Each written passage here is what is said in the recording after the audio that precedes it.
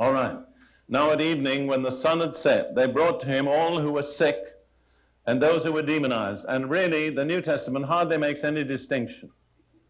And Jesus did not either. Almost invariably, he dealt with the sick and with the demonized in one overall operation. And the whole city was gathered together at the door. Then he healed many who were sick with various diseases and cast out many demons. And he did not allow the demons to speak because they knew him. The King James and this version and various others use the word cast out demons. The translation I prefer is that of Phillips, where he uses the word expel, because that doesn't have a lot of religious connotations. It's simple, practical, down to earth.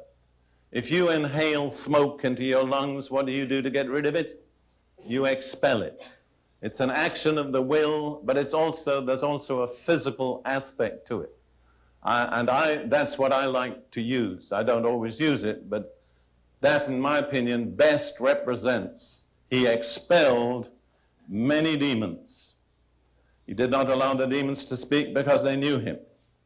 And then I'd like to read one more verse in that chapter, verse 39. He was preaching in their synagogues throughout all Galilee and casting out demons.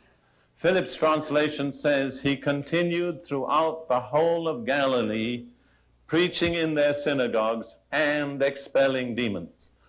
I particularly like the fact that he uses the word continued, which represents a certain tense in Greek. He brings out the fact that this was not an isolated, dramatic instance that just took place in one synagogue, but that it was his regular practice in every synagogue to do two things: preach and expel demons. And he did it through the whole of Galilee. There must have been hundreds of synagogues in Galilee.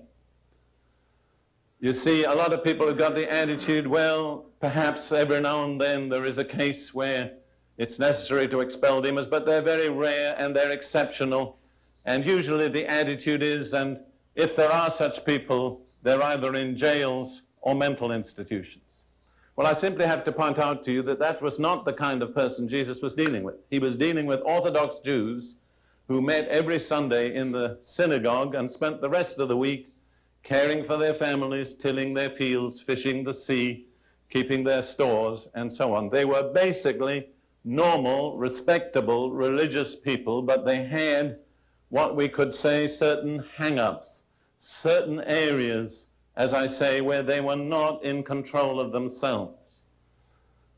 So do not get the impression that a person who needs deliverance must be either a criminal or a maniac. It's just the same kind of people that we deal mainly with today, not exclusively. Good, respectable, religious people who attend church and say the right things, but in their lives, somewhere, there's an area that's demonized, where they're not in control. It may be in their physical desires, maybe in their emotions, it may be in their mind. I'm going to deal with the various areas later. But if you can accept what I've said, it will clear away a whole lot of prejudices, which will keep you from being able to see this subject objectively.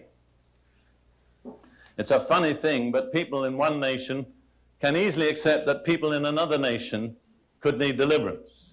I've dealt with this subject in Denmark. The Danes have no problems in believing that Americans need deliverance. See, and the Americans have no problem in believing Africans need deliverance. Well, I spent 8 years of my life in Africa, but I have to tell you, I never met so many demons in Africa as I've met in America. They're just cultural differences. They adapt themselves to their environment.